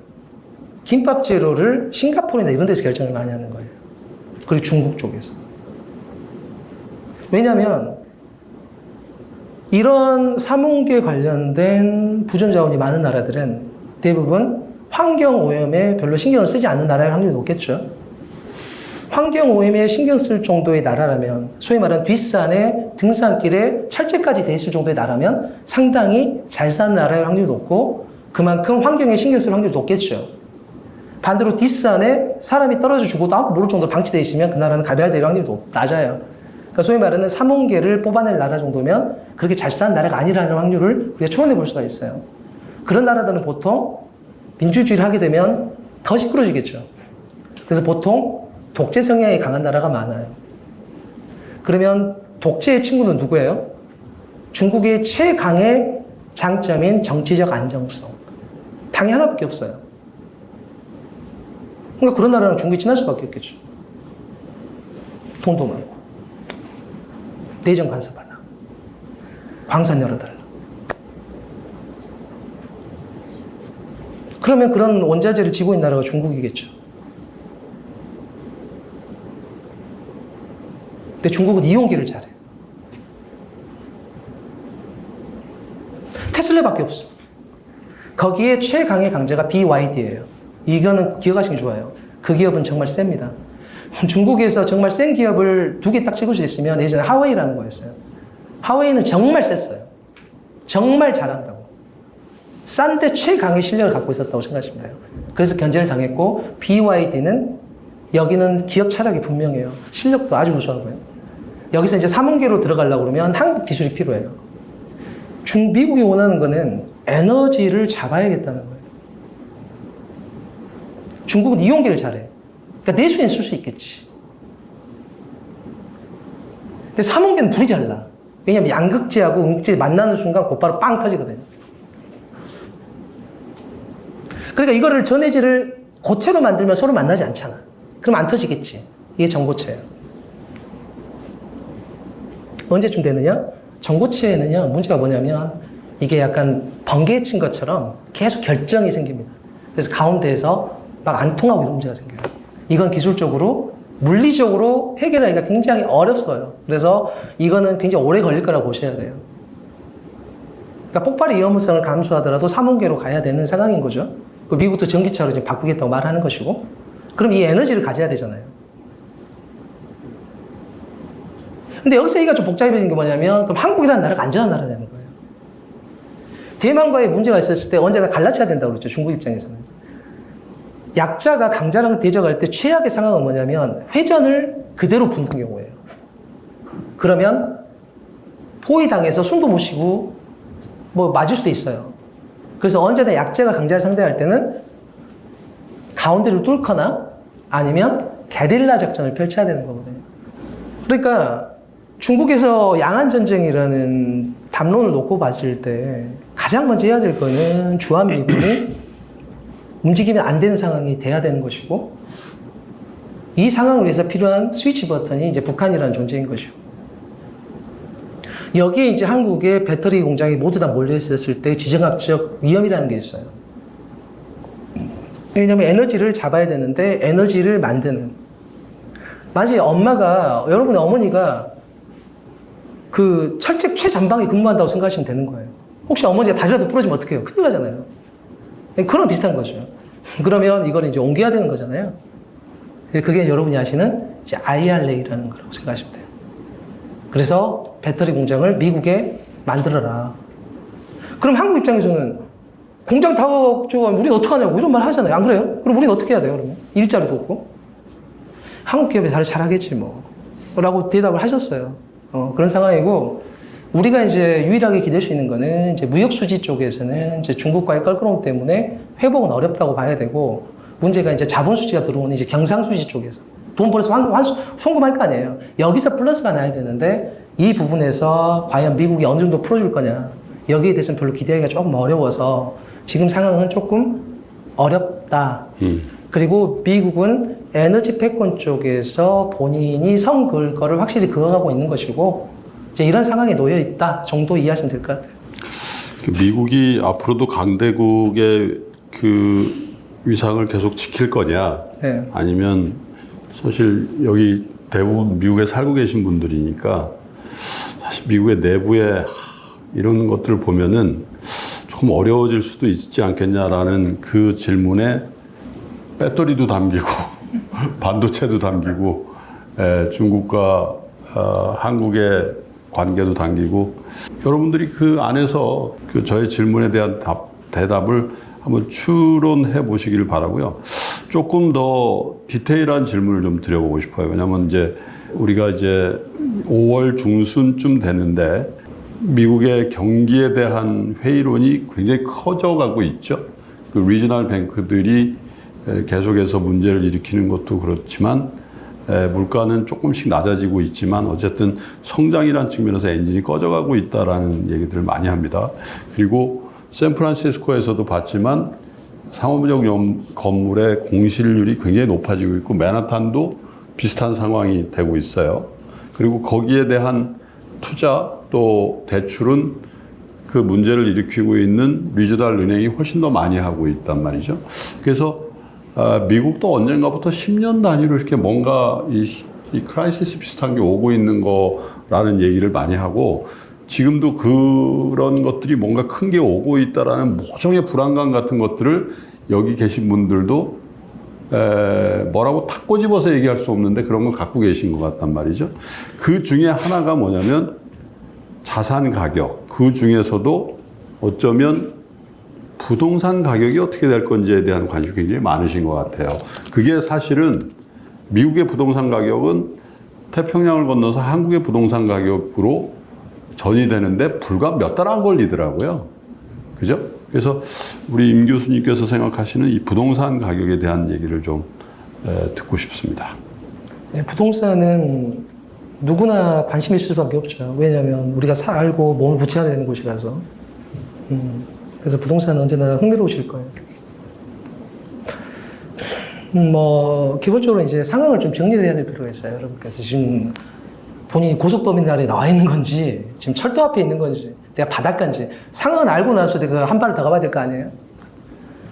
자, 기본적으로 이제 여러분께서 이제 생각하실 거 뭐냐면은 그 인플레이션이라는 거 진행한 바람이 아니에요. 생성될 수밖에 없는 상황이었어요. 정책 믿습니다. 100%. 그러니까 2021년 10월 정도부터는 금리 올리면서 준비하고 있었어야 돼요. 근데 그때 계속 괜찮다고 그랬었잖아요. 제가 과거에도 이런 얘기를 했었던 걸로 기억을 해요, 분명. 그래서 지나간 바람이 아니었어요. 끝이 안 좋게 돼 있다니까요.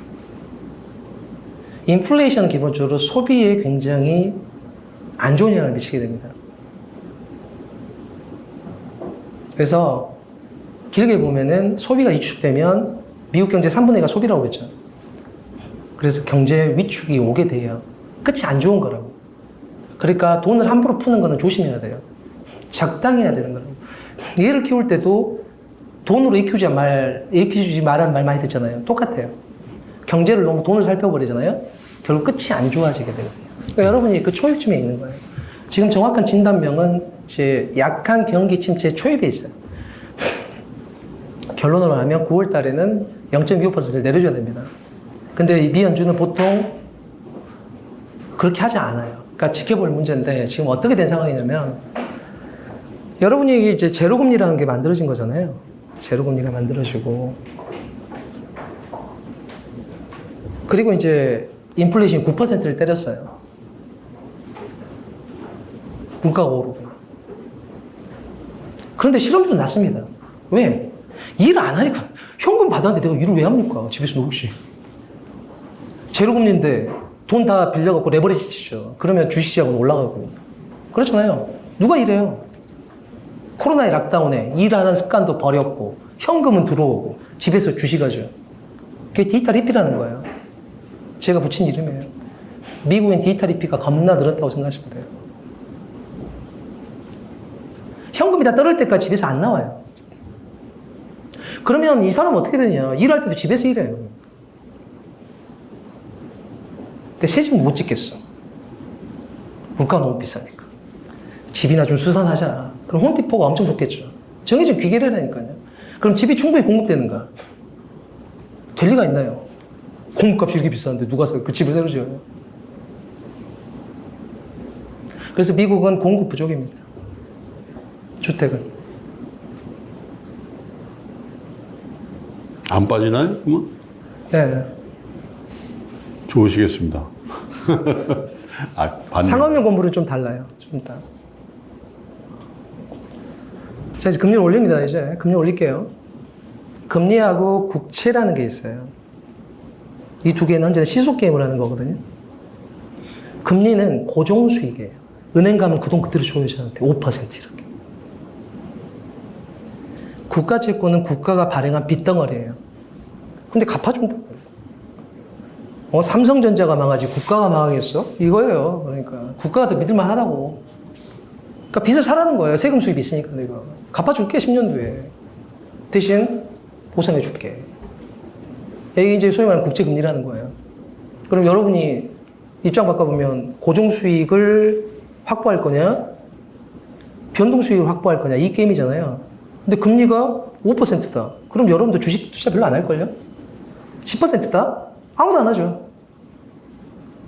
그러면 정부 입장에서는 내 빚을 빨리 팔아야 돼요. 그래야 공항도 만들고 도로도 정비하고 그럴 거 아니에요. 근데 빚을 아무도 안 사죠. 다 은행에 저축하고. 그러면 보상을 더 해줘야겠죠. 그럼 국채 이자가 더 비싸지는 거예요. 세금 받아서 국채 이자 보상하다 끝난다고요. 그래서 기준금리가 올라가게 되면 국채 보상을 더 해줘야 됩니다. 그래서 국채 금리가 올라가는 거예요. 바꿔보면 국채 가격이 하락하는 거죠. 금리가 0%다. 여러분이 은행에 저축할 사람 있어요? 여러분이 자선사업가 혹은 타고나길래 성인 아니면 그렇게 할 사람 없을걸요? 그럼 은행에 손을 빼겠죠. 그래서 국가의 빚을 미리 사는 거예요. 100% 받을 거라고 생각하고. 그럼 국가의 부채 가격이 엄청 비싸지겠죠. 그럼 국가는 빚을 팔 때의 기회보상을 조금만 해줍니다. 그러니까 국채금리가 하락하는 거예요. 이제 미국에 이제 여러분께서 집도 사고 하실 거라서 보통 이제 30년 만기 몰기지를 받으실 거거든요. 그럼 30년, 10년이면 강산이 변한다고 그랬잖아요. 30년이면 강산이 3번 변하는 거죠. 그러니까 30년 동안 안 되고 당연히 리파이낸스를 받아야 돼요.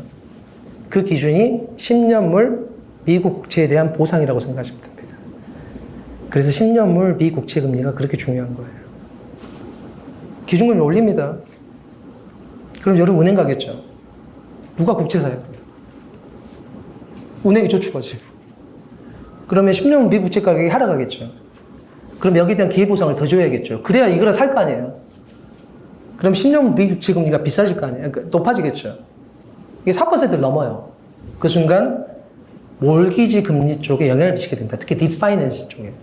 30년 만기 고정으로 하더라도 리파이낸스 할 때 바뀌게 돼요, 자꾸. 그럼 사람들이 집을 사내 만에 자꾸 충격을 받게 된다. 그래서 10년 만기 미국채 금리가 4%를 넘어가면 여러분이 집을 사시면 안 돼요. 지금은 약 3.5%가 균형이라고 생각하시면 돼요. 여기서 3.8%를 넘어가면 일단 투자 조심. 3.2%까지 내려가면 뭔가 안 좋은 일이 생기는 거예요. 이 가이드라인도 당장 보시면 됩니다. 언제까지? 뭐 쓸 수 있는 데까지. 석 달 정도? 하반기가 괜찮을 것 같은데, 이 정도 가이드라인으로. 이제 그렇게 생각하시고요. 그래서 미국에서 국채금리를 올리면 이제 기준금리를 올리는 거예요. 그러면 사람들이 은행으로 쏠리니까 미국채를 다 버려버리겠죠. 팔고 막. 휴지 취급할 거 아니에요. 미국 정부는 어떻게 해요? 그럼 나는 빚 따로 팔아야 되는데, 도로도 하고 막 해야 돼. 도서관도 운영하고. 답답할 거 아니에요. 그리고 국채를 팔아야 현금을 짝짝 빨아들이는데, 그래 안 그래요? 국채를 넘겨야 현금을 받아올 거 아니에요. 전 세계에서도. 이 좋은 거야. 가져. 이게 미국의 빚이라는 건데, 빚이라고 말하면 너 혼난다. 이건 안전자산이라고. 빚을 가지세요. 현금을 짝짝짝 빨아들일 거 아니에요. 그러니까 사우디는 뭐 기름값이 비싸게 유지해주면 내가 기름 팔아갖고 한국 사람들이 몸을 갈잖아요. 몸을 갈어. 밤에 잠을 안 자. 막. 위기에 강한 민족이야. 맨날 위기니까 맨날 몸을 가는 거예요. 그래서 미국한테 돈을 벌어와. 그럼 그 돈을 다 쫙쫙 빨아먹겠죠. 사우디에서. 사우디 갖고 있는 현금은 어떻게 돼? 미국이 이거 좋은 거야. 갖고 있으면 너 좋은 거야. 보약이야. 현금 줘. 그래서 바깥치기 한단 말이에요. 그래서 미국은 이제 내가 새로 돈을 찍어내지 않고 이제 돌려갖고 내가 쓰는 거죠. 몸을 간 한국인한테 넘겨놨다가 그거 다 네 거 아니다. 넘겨 사우디한테. 넘겨주면 사우디 다 네 거 아니야. 너 이거 가져가. 안전자산에서 다시 빨아 쓴다고. 이래서 인플레이션을 적당히 만든단 말이에요. 여기에 중국이 세계 최저의 인플레이션을 수출해줬기 때문에 우리가 그런 대로 좋은 인생 살았다. 근데 이제 기준금리를 이제 올리게 되면은 이제 국채 가격이 하락할 거 아닙니까? 그럼 여러분이 사우디라고 생각해요. 일본이나. 지금까지 좋은 건 줄 알았어. 알고 봤더니 무리야, 그냥. 주스도 아니고. 그럼 버려볼 수도 있잖아요. 그럼 뭐가 문제 생긴다? 국채 가격이 박살나면은 국채 금리가 치솟는다. 그럼 어디가 죽는다? 미국 부동산이 죽는다. 부동산이 죽으면 돈 쓸 사람 없어요. 여러분 집값 반토막 나봐요. 여기서 돈 쓸 사람 있어요? 없죠? 그래서 내수의 핵심이 부동산이라고 하는 거예요. 그럼 여러분이 정부는 부동산 죽이고 싶어요? 안 죽이지. 왜 어떻게 죽여? 거기서 세금도 다 나오는데. 돈도 써야 돼요. 그러니까 세상의 모든 정부는 부동산의 진심이다.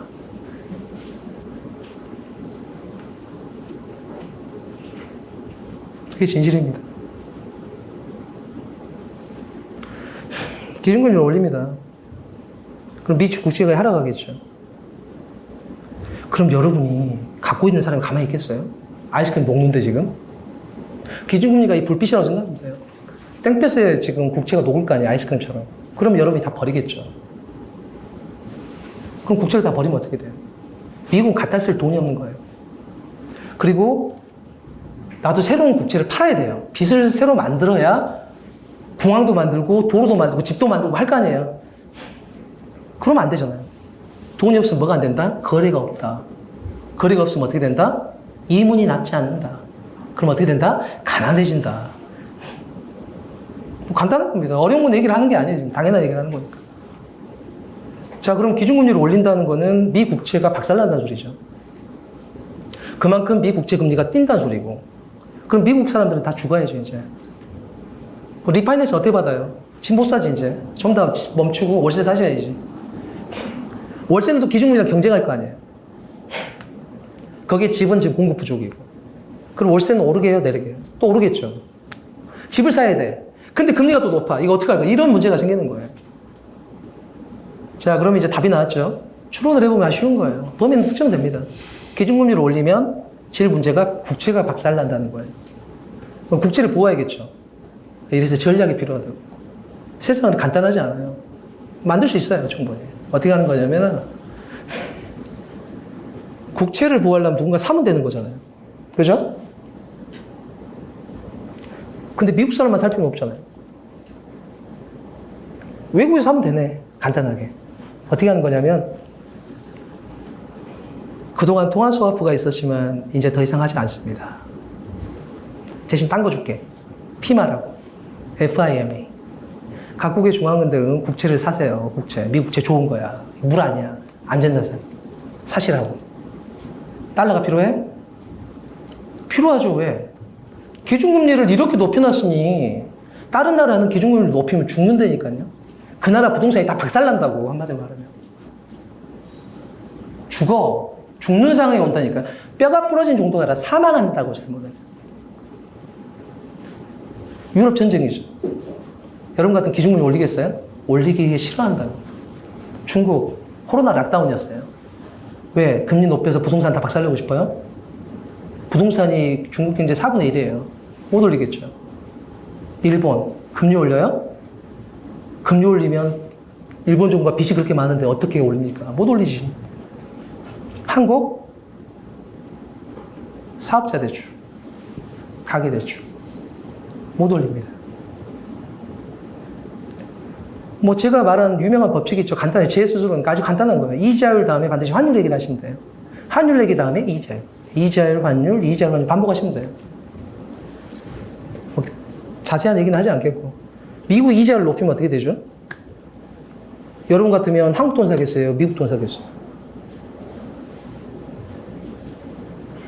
미국 은행에 저축해야지. 왜 한국에 저축을 해 생각하고 여러분 같은 이게 제가 말했잖아요. 성인 아니면 이렇게 하지 않는다고.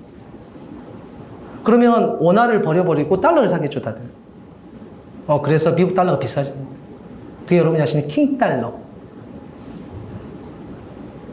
인플레이션 시대에 킹달러로 돼야 석유값이 싸지겠죠. 그래도 9% 했다니까. 얼마나 돈이 많이 풀린 줄 알겠어요? 그러니까 그렇게 풀면 안 된다고요. 지나칠 정도.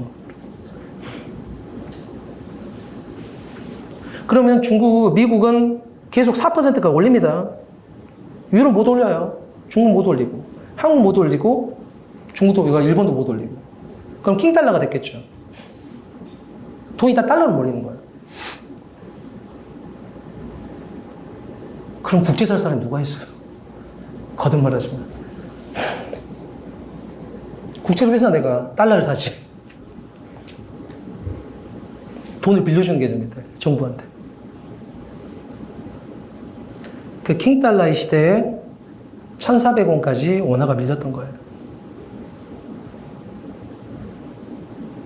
그게 작년 말이군요. 작년 말이죠. 여기서 핵심이 뭐냐면, 그래서 일본이 세다니까요. 여러분이 1,230원까지 갑자기 내려간 거 보셨을 거예요. 그게 바로 YCC 컨트롤이라는 거예요. 어떤 거냐면은, 일드 커브 컨트롤. 네, 어려운 얘기가 아니라, 간단히 말하면, 일본은 국가 부채가 되게 많아요. 자세한 얘기는 하지 않겠고. 그래서 기준금리가 올라가면 여기 경쟁하는 게 시속 게임 한다고 그랬죠, 계속. 일본 국채가 걸려 있어요. 신규 국채가 안 팔려. 사람들 은행으로 돈이 쏠리니까. 그럼 기존에 내가 있는 빚도 이자도 갚아줘야 되고, 새로운 국채도 안 팔리고, 그러니까 감당이 안 되는 거예요. GDP 성장률이 10%면 감당하겠죠. 돈을 그만큼 버니까. 근데 성장률이 1%인데 그걸 어떻게 돈을 추렴하겠어요? 성장률이 왜 중요하냐면, 성장률이 나와야 돈을 서로 나눠먹을 거 아니에요. 성장률이 나중에 나눠먹을 돈이 없다고. 돈이 없으면 거래가 없다고. 거래가 없으면 이윤이 안 나온다고. 그래서 정체되는 거예요. 그러니까 중국은, 미국, 일본 어떻게 해야 되냐면은 계속 놔두면 엔화가 싸지겠죠. 왜? 미국이 킹달러니까. 맞죠? 그러면 수입 물가가 비싸질 거 아니에요. 여기에 전쟁이 터진 거죠. 기름값 올라가고. 그러니까 생각보다 너무 인플레이션이 높아지는 거예요. 성장률은 낮은데. 그럼 실질적으로 소득이 쪼그라들겠죠. 그나마 희망은 혹시 집이라도 살려나 사람들이? 이런 정도 희망? 그럼 일본은 어떻게 돼요? 인플레이션 관리를 하려면 엔화를 비싸게 해야 되잖아요. 근데 금리를 못 올리겠어. 왜? 일본 국채가 박살날 거니까. 그러면 정부가 제일 먼저 죽거든요. 사망. 방법을 찾아야 돼요. 그게 소위 말하는 YCC 컨트롤이라는 겁니다. 어떻게 하는 거냐면 기준금리는 계속 마이너스. 자본 조달 금리를 바꾸는 거예요. 일본 정부가 돈을 땡기는 루트가 10년물 일본 국채란 말이에요. 그럼 10년물 일본 국채 금리가 상한선 0.25%였어요. 그러니까 일본 사람들 대부분 0.25% 이내에서 자금을 조달할 수 있었다고. 살짝 플러스 알파로. 아시겠죠? 근데 성장률이 낮으니까 투자를 안 해. 그 돈도 안 되게 쓴다고. 그래서 어떻게 하는 거냐면 10년물 일본 국채 금리의 상한선을 0.5%로 2배로 올려줍니다.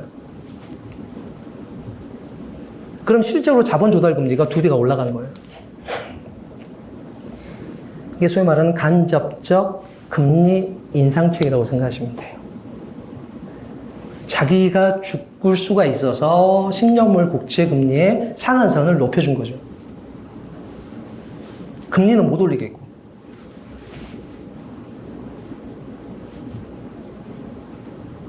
그러면서 엔화가 비싸지기 시작하겠죠. 그래서 1230원까지 갔다. 이해되시죠? 쉬워요. 저는 어려운 단어 쓴 적 하나도 없고 YCC 컨트롤 딱 하나 어려운 말 단어밖에 안 썼어요. 실제로. 자, 일본까지 정리가 되셨잖아요. 그리고 이제 미국으로 돌아가는 거예요. 금리를 올려야 된다고. 그럼 미국도 똑같겠죠. 10년물 국채가 박살날 거 아니에요. 여러분이 기준금리 5%인데 은행 가지고 누가 국채를 사요? 그럼 부동산이 망가질 텐데 어떡할 거예요? 그래서 국채를 보호해야 됩니다. 기준금리를 올릴 때. 어떻게 하는 거냐면 그동안 임시적인 통화 스와프는 이제 안 하는 거예요. 근데 지금 여러분들 다 기준금리 못 올리죠. 중국도 못 올리더만. 일본도 못 올리고. 유럽도 못 올리고. 한국도 못 올리고. 나만 올리고.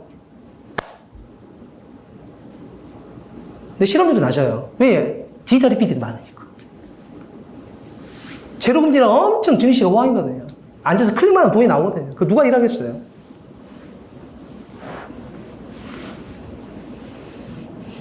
이런 상황이라고. 근데 금리를 올린다고 보죠. 그럼 국채가 박살날 거 아니에요. 제일 무서운 부동산이 충격을 받을 수 있다는 거죠. 그럼 국채를 사는 사람을 만들어야 돼요. 나라 내에서 살 필요 있나요? 외국에 사게 하면 되죠. 그럼 각국의 중앙은행들은 지금부터 자국 통화가 너무 싸질 거라고 현재. 그래서 석유 수입할 때 비싸겠죠. 그죠? 1달러에 1,000원대 수입하는 거랑 1달러에 2,000원대 수입하는 거랑 2배잖아요. 석유 1달러 수입할 때. 괴롭죠, 다들. 방법을 주겠다고. 방법을 주겠어. 어떻게 주는 거냐면은, 지금 달러 다 모질라죠. 달러가 모질라니까, 왜? 미국 금리 5%야. 4%인데 누가 한국에 놔둬요. 다 미국으로 가지. 맞죠? 그러니까 한국 원화는 다 팔고 다 달러를 살 거 아니에요. 그리고 환율이 1,400원이잖아. 일본이 움직이기 전까지. 그래서 살 길을 주겠다. 어떻게 하는 거냐면 각국의 중앙은행들은 미국하고 통화 수합하려고 노력하지 마라. 낯쓸 돈도 없어요, 이제. 다 은행으로 돈이 빨려가고 있다니까. 미국도 쓸 돈이 없다고 다 은행으로 빨려 들어가니까. 투자를 해야 돼요. 누가 투자를 해야 되고 투자를 할 사람이 없다니까. 투자가 없는데 어떻게 아웃이 나오겠어요. 그죠? 그러니까 줄 돈 없고 국채를 사셔. 살 사람 높은 것 같은데 사시라고. 국채를 나한테 맡겨. 미연준에. 그거 가치만큼 달러를 빌려드릴게. 이게 이제 피마라는 거래요. 아시겠죠? 그래서 외국의 중앙은행들은 모두 미국채를 열렬히 구매하시기 바랍니다. 값이 싸진다고? 그 네 사정이고. 너 기준을 못 올리잖아. 그럴 때 바이든 대통령이 했던 말이 다들 열심히 잘하겠죠. 이런 말이었어요. 열심히 국채 사라는 얘기예요. 그럼 한국에서 통화수합 보완한다고 될 거냐? 안 됩니다. 이해되시죠? 국채를 열심히 사시라는 거예요. 계속. 그럼 미국 사람도 사야지. 애국심을 보여주지. 애국심. 미국 사람들은 어떻게 하는 거냐면 대형은행들 있죠? 뭐 큰 은행들이 필요해. 난 돈이 많이 필요하니까 미국은. 그래서 어떻게 하는 거냐면 여러분이 100만 원을 저축을 하면 20만 원은 중앙은행이 가져갑니다. 뱅크런을 막으려고 지급준비금으로 리저브로 딱 가져가요.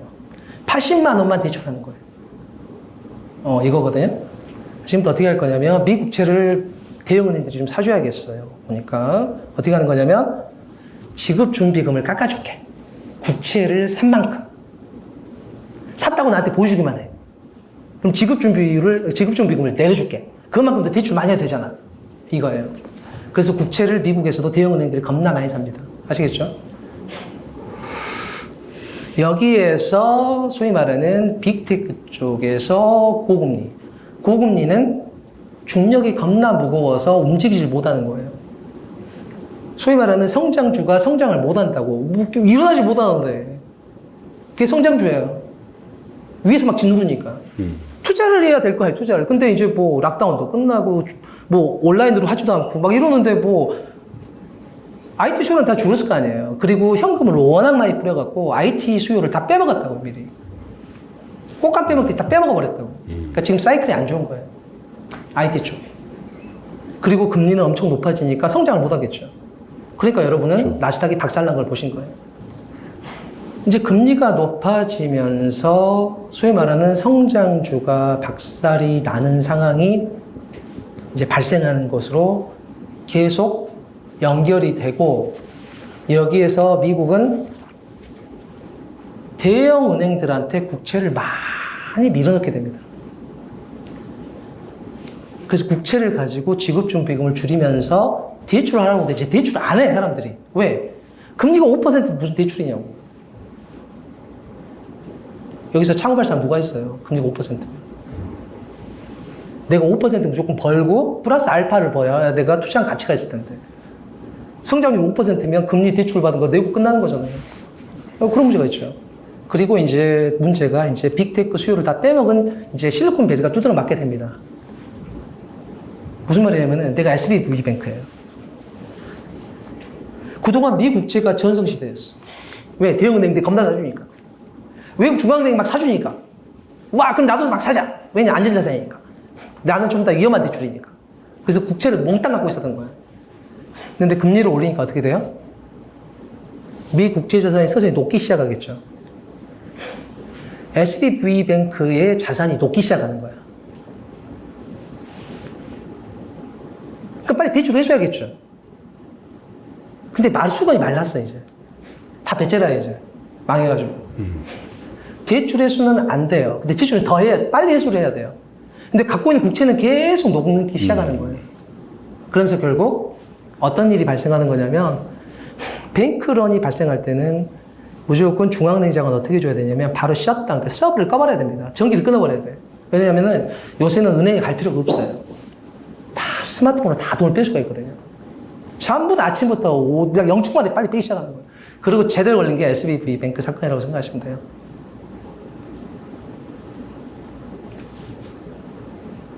자, 얘기 어디로 넘어가냐면 여러분이 원하시는 집값 얘기로 넘어갈 건데, 기본적으로 미국은 주택 공급 부족. 산불이 겁나 낮잖아요. 캘리포니아라. 거긴 그냥 불나, 그냥 건조하면. 근데 목재값 뛰지, 고무값 뛰지, 페인트값 뛰지, 뭐 집을 못 짓겠어요, 집을. 근데 전임 대통령이었던 트럼프 같은 경우는 이제 부동산 업체 출신이라서 소위 말하는 이제 대출 관리나 공급 관리를 상당히 잘했던 사람이에요. 땅 장사를 했던 사람이라. 근데 현 정부는 거기에 대해서는 썩 잘하는 편이 못합니다. 왜? 불놀이 했으니까. 불놀이. 인플레이션 불놀이 했잖아요. 불놀이에 집 짓는 사람 못 있어. 만들면 손해인데. 너무 비싸져가지고.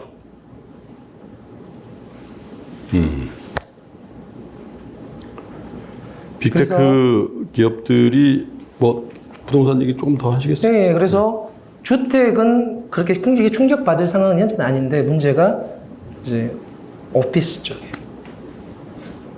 한국은 상가, 미국은 오피스.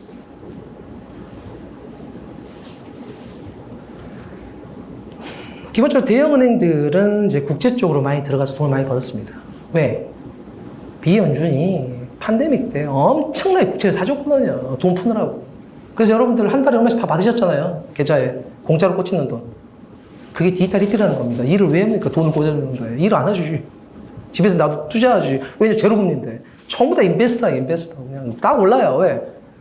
금리가 제로니까 은행에 놔둘 사람이 없거든. 그 집에 있어 보니까 막 온라인, 게임하면 이게 메타버스가 이런 것인가 하면서 막 전부 다 이제 인베스터가 되는 거죠. 그런 세상이었어. 그런 세상이었고, 이제 중소은행들 같은 경우는 국제가격이 워낙 비싸니까 잘 못 샀어요. 어디로 가냐면, 제로금리니까 상업용 부동산 레버리지 쪽으로 많이 돈을 돌려준 거예요. 비싸면 회수하려고. 근데 금리를 올립니다, 이제. 금리를 올리기 시작해요. 레버리지부터 두드러 맞겠죠. 그럼 상업용 건물이 두드러 맞기 시작하는 거, 오피스들이. 여기에 디지털 리피트 잘 안 와, 또. 거기에 이미자를 많이 쫓아냈어요. 그래서 상만 물류 멈췄던 게 다 그런 거라고. 그리고 여러분 같은 이민하겠어요, 지금 미국이. 여러분이 미국 이민하라고 그게 아니라니까 상황을 잘 보시라고. 이민은 사람이 들어오는 거죠. 사람은 행복만 가져오는 게 아니라 갈등과 범죄도 같이 가져와요. 유럽 보시면 된다니까. 지금 전쟁이죠. 이민 문호를 열면 어디부터 열겠어요? 저는 아무 얘기도 안 했어요. 각자 생각해 보시기 바랍니다. 그냥 각자 알아서 하겠어요. 그러면 미국에서 이민을 열심히 하겠습니다. 이렇게 할 것 같아요, 지금? 대충 보면 눈에 나오잖아요, 지금. 그렇지. 지금 하면 안 되는 거지. 근데 다 디지털 리피야, 전부 다. 집에서 손가락만 되게 발달해가지고. 이런 상황이잖아요. 그러니까 실업률이 안 올라가지. 일을 하러 안 늘어오는데. 알바도 잘 안 하는데. 저축도 해놨고. 여기에 이제 레버리지가 두드러 맞는 거예요. 그러니까 상업용 건물들은 서서히 공실이 나오기 시작하고 임대료가 회복이 안 되고 이런 상황이 계속 지속되겠죠. 그러면 건물 가치가 하락하겠죠. 그럼 중소건대 빨리 대출을 해줘야 되잖아요. 빨리. 근데 해소가 안 돼. 경매 처리하거나 해야 되니까. 그럼 실리콘밸리는 빅테크가 거기 있잖아요. 나스닥이 16,000원에서 무너졌다니까요. IT 수는 이미 다 빼먹었고. 그럼 그쪽이 좋을 리가 없겠죠. 여기에 제로금리 때 레버리지로 많이 투자해놓은 것들은 회수가 잘 안 되겠죠. 안고 죽어야지 뭐. 안고 사망하셔야죠. 그래서 상업용 쪽은 지역은행이 많이 걸려있다고 생각하시면 되고, 구조적인 문제라기보다는 미국이 만들어 놓은 피마와 스탠디 레포라는 이 양대 산맥 속에서 대형은행들은 국채로 거의 올인했었던 상황이고 지역은행들은 비싸지는 국채를 손을 못 대면서 상업용, 제로금리 하에서 상업용 빌딩으로 많이 대출을 해준 상황에서 수거가 안 되면서 지금 고사하는 상황이라고 생각하시면 돼요. 이해되시죠? 네, 이 정도까지. 네.